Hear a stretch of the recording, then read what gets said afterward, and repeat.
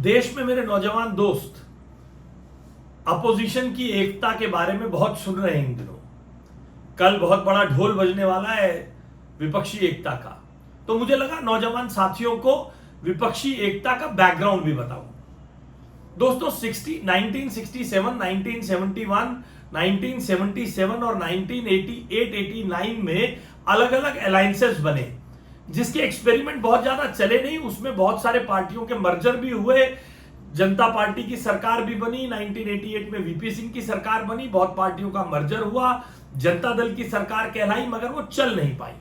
उसके बाद अटल बिहारी वाजपेयी जी के नेतृत्व में 6 साल एनडीए की सरकार चली और उसके बाद पोस्ट पोल अलायंस के रूप में यूपीए आया। आपको याद दिलाना चाहता हूं, उस 10 साल में भ्रष्टाचार की तमाम बातें हुई और सरकार के मुखिया मनमोहन सिंह जी ये कहते थे कि क्या करूं, बहुत सारे दलों को मिलाकर सरकार चलानी पड़ रही है, इसलिए भ्रष्टाचार को रोक नहीं पा रहा हूं। अब कल 23 तारीख को आपको पता है कितने दल, 12 से ज्यादा पार्टियां मिलने वाली हैं। इन 12 पार्टियों के बैकग्राउंड को आपको मेरे दोस्तों जानना जरूरी है। ये 12 पार्टियों की एक विशेषता है, ये सभी 12 पार्टियां परिवारवादी पार्टी है, डायनेस्टिक पार्टी है और इन सब पर भ्रष्टाचार के इल्जाम है।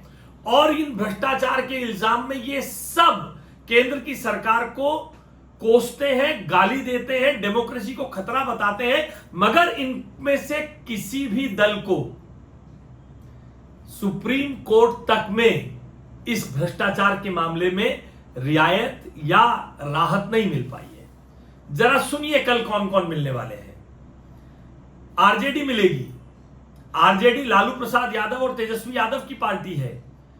लालू प्रसाद यादव जेल में जा चुके हैं, तेजस्वी यादव, उनकी माताजी राबड़ी देवी, उनकी बहन मीसा भारती, इन सब पर करप्शन के केसेस चल रहे हैं। कब इनका फैसला हो, कब जेल चले जाए मालूम नहीं। टीएमसी मिलेगी। टीएमसी ममता बनर्जी और अभिषेक बनर्जी की पार्टी है। टीएमसी के 2 मंत्री जेल में हैं। अभिषेक बनर्जी और उनकी पत्नी पर ईडी का मुकदमे की जांच चल रही है। आम आदमी पार्टी मिलेगी, जो अरविंद केजरीवाल की पार्टी है, जहां पर अरविंद केजरीवाल ही सर्वे सर्वा है। 2 मंत्री जेल में है। पंजाब के एक मंत्री को तुरंत इस्तीफा देना पड़ा भ्रष्टाचार के आरोप में। दिल्ली के उप मुख्यमंत्री भी जेल में है। ये वो पार्टी है।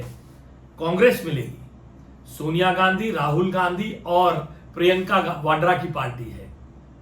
इन तीनों पर नेशनल हेराल्ड का मुकदमा है और साथ ही साथ इनकी पार्टी के अनेक लोगों पर समय समय पर अनेक राज्यों में भ्रष्टाचार के मुकदमे चलते रहे हैं। एनसीपी मिलेगी। शरद पवार जी और सुप्रिया सुले की पार्टी है। इन पर मुकदमे के साथ साथ इनकी पार्टी के 2 मंत्री जेल में गए हैं। एक को जमानत मिली है, नवाब मलिक अभी भी जेल में है।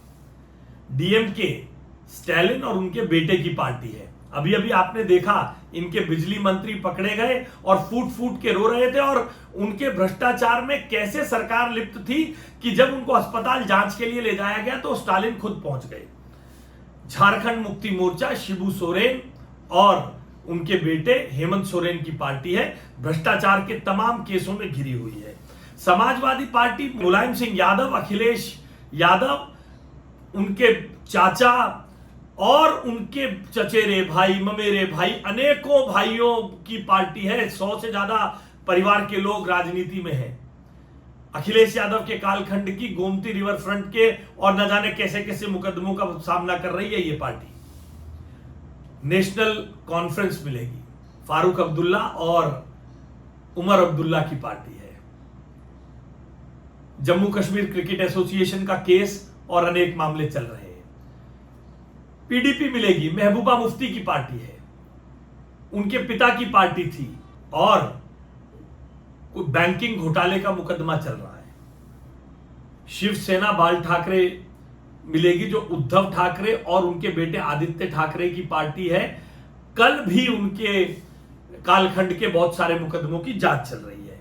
सीपीएम पिता पुत्र की पार्टी तो नहीं है, मगर केरल में उनके मुख्यमंत्री पर भी भ्रष्टाचार के मुकदमे चल रहे हैं। तो ये बैकग्राउंड है। ये सब वो दल मिलने वाले हैं जो एक तो परिवारवादी हैं, डायनास्टिक पॉलिटिक्स करते हैं और सब पे भ्रष्टाचार के मुकदमे हैं। भ्रष्टाचार के मुकदमे में इन सबका एक एजेंडा है, ये कहते हैं कि हमें केंद्र सरकार परेशान कर रही है। मगर यह भी सत्य है मेरे नौजवान साथियों कि इनको बार बार कोर्ट में जाने के बाद भी रियायत नहीं मिल रही है। This is common among all. देखिए, सारे भ्रष्टाचारी जब मिलते हैं तो राजा कुछ ना कुछ ठीक ही कर रहा होता है। धन्यवाद।